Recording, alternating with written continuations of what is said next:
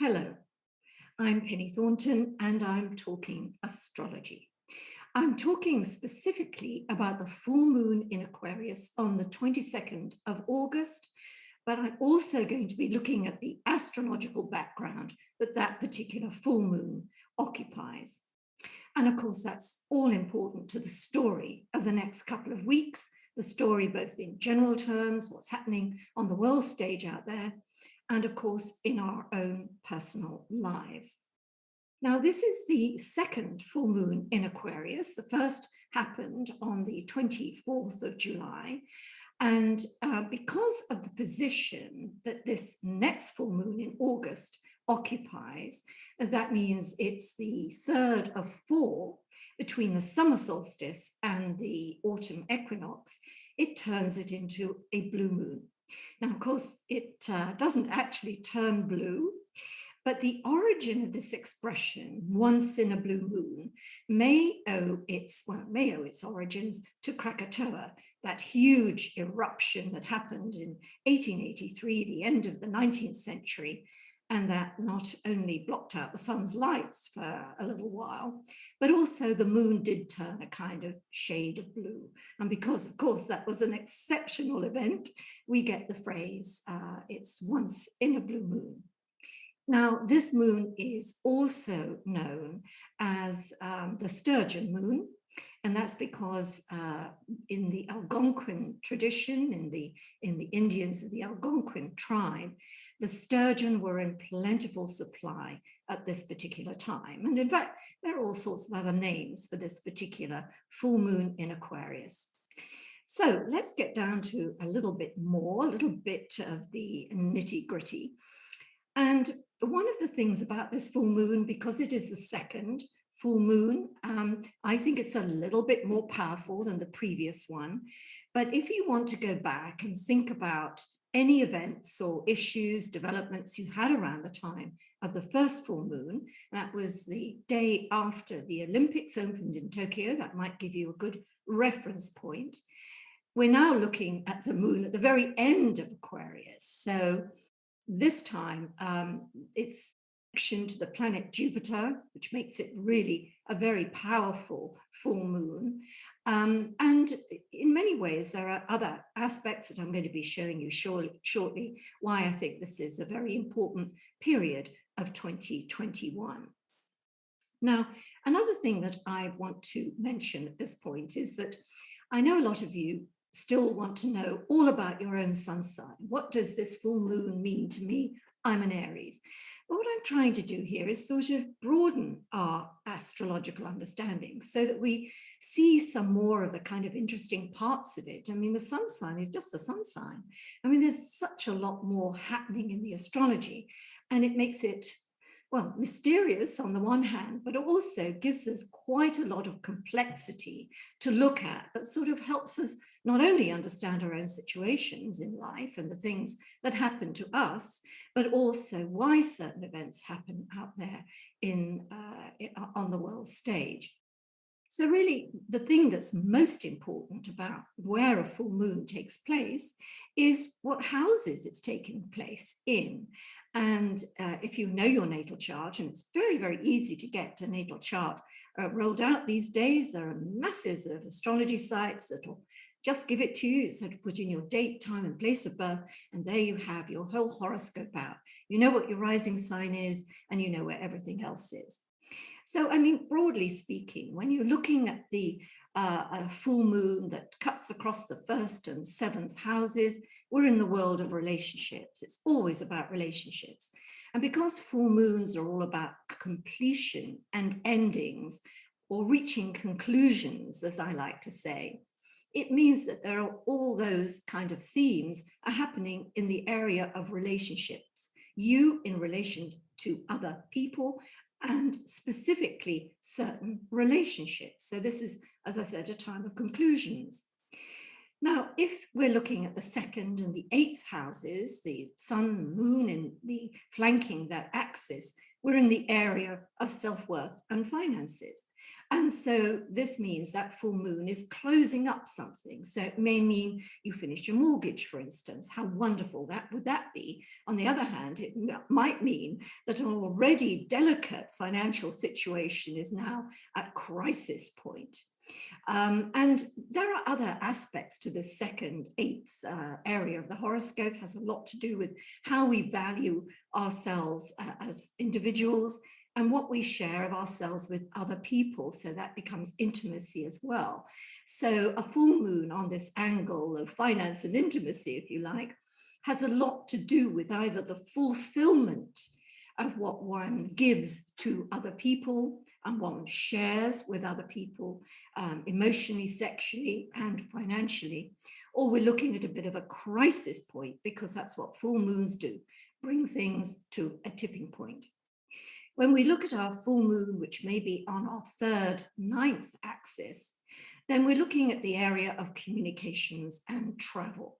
We're also looking at knowledge and information, however we get that, whether we're on social media, whether we're at university or school, or just getting our news information from the TV or our phones, however we do it. So that full moon might have a lot to do with news that we get in that either concludes something for us and we think, oh, so that's it. On the other hand, it might be a piece of news that really brings something in our lives to a kind of crisis point. And I think legal matters can also be associated with this particular third, ninth axis. So you could get a settlement and the completion of a court case, or it may be that a court case ends all right, but it isn't necessarily ending in your favor, it's just ending. When we come to the 4th, 10th houses, these are really such pivotal houses in the horoscope. You know, the 4th house where we've come from, the 10th house where we're going to, our place in the world in terms of our career and how we find our place in society, and the 4th house, our home base, our security, our family, where we've come from. We see that this can bring things to a conclusion of some sort. So it can be a time when perhaps there's been something involving the family, it's been a family matter, and finally it's resolved. Or it could be a house sale, so it's completed, finished, we're done. Could be the end of a job, or something that amounts to the end of a particular phase of activities that we've had that have a lot to do with how people elsewhere in the world sort of view us and what we do. When we come to the 5th and 11th houses, which are very important for this full moon, as I'll explain in a minute, we're on the axis of creativity and collaboration. So we're looking at the end of a gestation period. Something's been building, growing, developing, and it's now ready to deliver. And of course, that's very easy to think of. 9 months of gestation as a baby develops, and then there's a birth. But then we can broaden that out and think about projects that reach that point of delivery, or relationships, love affairs, business enterprises, all sorts of things that can have their kind of preparation and development, and they've reached a stage where it's real, it's done and dusted. And of course, sometimes it means it wasn't a success, and at other times it means it's great, it's done, we're done with that bit, onward and upward. Now, the 6th, 12th houses are always a little bit complicated in astrology. They seem to have a lot of unrelated, impracticable kind of aspects to them. I mean, what do you do with work and service and devotion and mysticism? You know, is that really part of 21st century everyday living? Well, yes, it is, if we look at it in the sense that this is the access where we give of ourselves to others in a selfless way. And our work can, that can translate as work. And there's a difference really between our career and our vocation and our work, because our work covers our attitude to work, our work ethic, and the day-to-day running of our work. And that's why it has to do with systems, health system, for instance, and also the systems that make our life into an organized whole. And the 12th house really where we lose ourselves in things and devote ourselves to something that's much, much bigger than us. So to have a full moon on this axis might bring a bit of a crisis of spirituality. Maybe you have some kind of moment where you're not sure where, your spiritual development is heading, for instance, or it may be a work crisis. You've got too much on your plate. There's just too much to do. Or it may be a health crisis in that you've just burnt out, or you've got the most recent bug that's doing the rounds. So there are many ways we can look at it. But again, we get this idea of completion. Something is done, and that means we're ready to move on to another stage. And of course, as with all new moon, full moon cycles, this one takes us back to the middle of February this year, this particular full moon. And that might be a period where you began something and it's got to its 6-month stage at this full moon. And you can really see where it's at. Are you happy with this? Or is it done? Did we start out with a whole set of objectives and hopes that haven't been met? So that's it. Or is it that, we've done a great deal and we're here now, let's move on. So new moons and full moons that are in the same sign have a relationship with each other. Now, I think what I'm going to do is show you the chart of this particular full moon, because it then allows me to show you what else is going on around it at the time. So if we look at the chart right now, and you can see it if you look at the top left-hand corner, that I've set this for London. And the reason I set it for London was that I like to make it very clear to you where the sun and the moon are. The sun is right up there at the top of the chart in what we call the 10th house, and the moon is right at the very bottom. So we can see it quite clearly defined in this horoscope. And we can see, I think, also that there seem to be sort of 3 parts of the circle that are occupied. So does this mean something? Well, I think it means that whether we're talking about our own particular lives or whether we're talking about what's going on out there in the world, it's almost as though everything is very concentrated at this time, but concentrated in different areas. So there's very intense developments happening in one area of life, something else in another area of life, and something else in yet another area of life. They're not necessarily connected, but what you get from this is this sense of intense focus. And of course, out of intensity, when we really pitch ourselves and put our whole selves into it, we tend to get a result. And I think putting the full moon into this pattern, we get a feeling there are a lot of results going to come through at this time, whether we're looking at the results of government exercises, maybe a few financial facts and figures, or all sorts of other things that are going to be delivered. And we've talked about delivery a couple of times here. But what I want to do next is to show you this full moon from a different perspective. As we look at this full moon, we can see the sun at the top of the chart. It's above the horizon, which means it's daytime. And the moon is right under the horizon at the bottom of the chart, which means we can't see it. At least we can't see it at its moment of fullness. As the day wears on and becomes night, of course, we're going to see that full moon, but it will have happened in actuality earlier. And what we can see quite clearly from this chart is the moon is close to the planet Jupiter. That's that symbol that looks like a figure 4. And I'm going to get into that in a minute because that's significant. But as I said, let's take a look at another perspective of this full moon. And I've gone all the way to New Zealand to see it from this perspective. I've set this one for Auckland. Now, of course, we've got the exact opposite. Here we've got the sun at the bottom of the chart, so we're round about the kind of midnight hours, and the moon will be seen way above the horizon. You'll see that beautiful full moon, not a blue moon, just a full moon in the night sky. And we see everything, I think, in a sort of different perspective.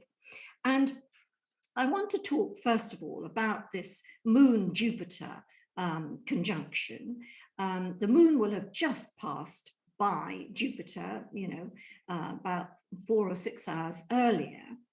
And whenever we put these two planets together, we get a sense of exaltation. It's exuberant. It's very generous and heartwarming. It's a very beautiful aspect. We are emotionally generous when we have a Moon-Jupiter conjunction. And of course, we might be generous in all sorts of other ways if we're born with a Moon-Jupiter conjunction. So we transfer this to the times that we live in, and we'll say that at this time, there are many acts of generosity. Whether we see people donating funds to various charities or whatever situations, events, or we may see that there's a big outpouring of love and feeling for certain situations. And that's a very heartwarming human quality. But, and here's where it gets interesting, if we look at this chart, we come right the way down to the bottom of it again, we see the sun here in Leo, the sun in Leo, opposition the moon in Aquarius. And when we put the sun in opposition to Jupiter, although it still has all those qualities of exuberance and magnanimity and all those things that make us feel great and good, there is another side to the Jupiterian coin, and that's called inflation. And we might indeed find that in various countries, inflation is gathering momentum. And on the other hand, if we've got problems and situations that are a little delicate and they're spiraling out of control, by the time you get this configuration with the sun opposition the moon, the full moon conjunct Jupiter, then you've gone over the mountain. Okay, so I think we need to be aware of all our reactions to situations on the day of the full moon and the day before the full moon and the day after the full moon. Those 3 days temper your emotional reaction to things. You know, if you do something in the heat of the moment, you so often regret it and you don't want to spend, you know, the next 2 to 3 weeks mopping up spilt milk. You know, you really want to have thought about your actions. I mean, even sometimes when we say something wonderful to people, I mean, how many times have we said, I love you to someone and got a stony response because it was inappropriate at that time. We just felt like it. So, you know, control your emotions is probably what I'm saying here. Do good works, not always say what your heart feels in a rash moment. But what I also want to look at here, if we come to the 9 o'clock position of our circle, we'll find the planet Uranus.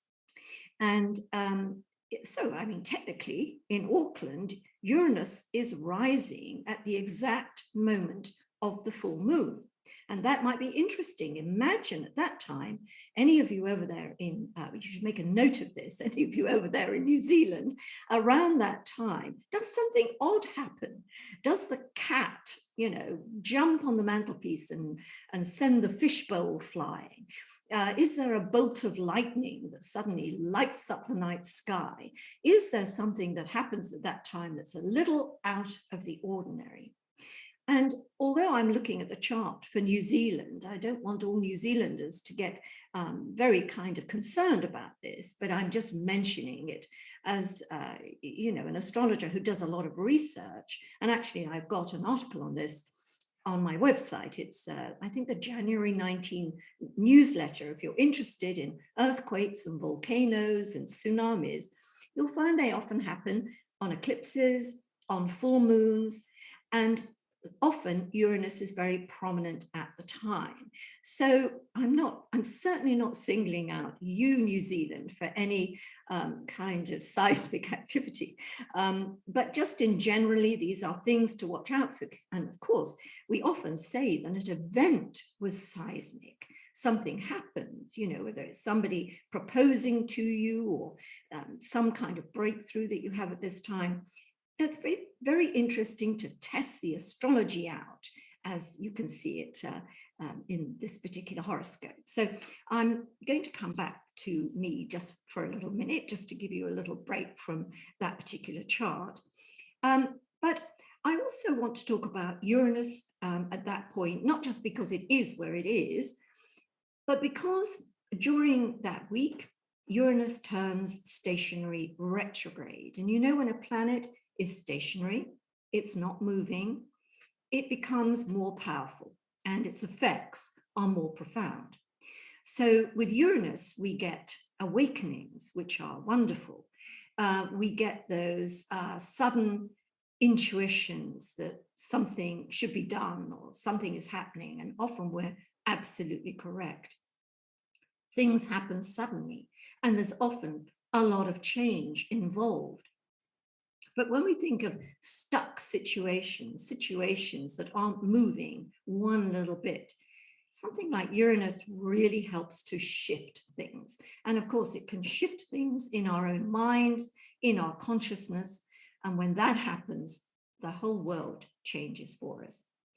So with Uranus turning stationary retrograde during the week up to the full moon, and of course we need to extend that out a bit, 3 or 4 days after the full moon, it is a very volatile time. And so we may see all sorts of seismic events, not necessarily earthquakes, but things happening, people making announcements and decisions, and perhaps there's a lot of people who are protesting. And we've certainly, I think 2021 is the year of protests, really. There have been so many. And so we have this kind of setup with Uranus stationary retrograde and the potential for really stormy protests and outbursts and upsets and seismic waves is really quite kind of profound. So I'm going to come back to the chart again. Again, we'll look at it from the New Zealand perspective, because there are other things that I really want to point out to you in this particular chart. I want to look here at the planet Neptune, which is in the 10th house there, at the sort of 11 o'clock position. And it is right at the opposite point to Mercury, which is in the sign of Virgo. And in fact, just a few days after the full moon, Mercury will be opposing Neptune. But you know, these aspects aren't just important because they happen on the day.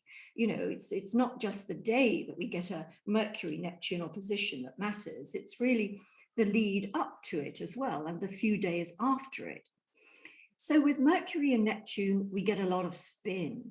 There's an awful lot of discussion going on and information being shared, which may not have a basis in reality. So we all have to bear that in mind, whether, as I always say, we're listening to our best friends who've got a really big story to tell us, or whether we're listening to the news or our prime ministers telling us something, then I think we ought to give it, you know, give it a little bit of time to prove itself. It may not be real. And then again, people don't necessarily intend to lie to you. They just have the wrong information. That Mercury-Neptune opposition, like any big opposition, conjunction, or square to Neptune, really takes us to the coronavirus as well, because Neptune is the signature on the coronavirus. So here again, around that particular time, and we're looking at the sort of 25th of August here, you can expect some really important developments regarding the coronavirus, whether it's a new variant, whether it's progress on, vaccinations, or whether there's something else that's coming out about it, facts that we didn't know before that we now know. And, you know, you need to look at that. And of course, the whole thing with the coronavirus is that we never really know. We can't ever take anything for real, actually, until it's been a while and we can incorporate that knowledge in, in the text of, what's really happened. And so whenever we see these very powerful Neptune aspects, we need to enter the realm of the coronavirus in some way. I also want to point out, whilst we're still looking at this chart, is that the Saturn-Uranus dynamic, which has caused all of us so many problems with the frustration of our hopes, the frustration of our plans, in the full moon and the following new moon on the 8th of August, that Saturn-Uranus square was very much center stage and being a major effect, generating a major effect. It's a little left of center on this full moon. And in fact, we have Mercury and Mars forming a very, very nice aspect to Pluto, and Venus forming a beautiful aspect to Saturn. And I think there's a lot about this full moon period. And so we'll extend it out from the day itself, the 22nd of August. We can look at a little bit before that time, a little bit after that time. It has a lot to do with relationships, and some good things can come out of our relationships and the things that we love, the people that we love at this time, simply through this essential harmony of the influences here. So let me sort of conclude. Let me come to the end of my video here. And as usual, I give you my little homily, but it's always based on things that have come to mind while I've been looking at the full moon and the aspects surrounding it and the times we live in, really. And I think one of the things that a lot of us have found really, really difficult, apart from the frustration of our plans and the fear that, what we've been through has tended to raise, it's the fact that we're living in an age of uncertainty. We never know, almost from day to day, what will be there or what won't be there, whether it's our governments telling us what will happen and what won't happen, or whether we're trying to make plans with our friends and family and make plans generally. So I think the message that I want to give you is that we really have to learn to live with uncertainty. And it's not as bad as you think. I'll come on to that a little bit more in a minute, because what I also want to say is that if one thing that the coronavirus has taught us, and the lockdowns and the separations we've had from jobs we love or people we love, is that we really do have to make the most of an opportunity when we have it. It is absolutely no use saying to ourselves in this kind of climate, well, you know what, I'll leave that for another time. If something is on our plate in front of us, do it, take it, accept it, take that opportunity. It might not come again, and we might not be able to do it again, because the times we live in are uncertain, and they will go on being uncertain for a very long time, I'm afraid. So we have to live with uncertainty. But what I was also saying is that this, in a way, can become something that's, well, maybe enjoyable is too strong a word, but it does align with the idea of managing our circumstances. We can't always be living in the future and longing for future things to happen. We have to live in the moment, and we also have to manage what's in front of us. And so living with uncertainty also means if you have something to do and something needs to be done, you have to deal with it with what you've got. Let's give a good analogy here to cooking.